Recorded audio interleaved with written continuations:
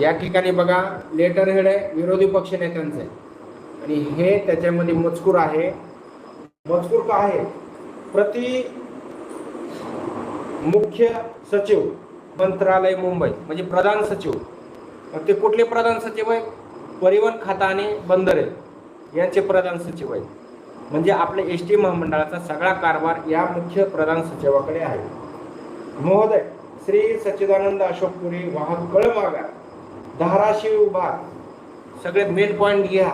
व समस्त संघटना विरहित एसटी कर्मचारी महाराष्ट्र राज्य यांचे दिनांक 31/1/2024 रोजीचे निवेदन सोबत जोडून पाठविण्यात येत आहे. कुणाला पाठवले? कोणी पाठवले?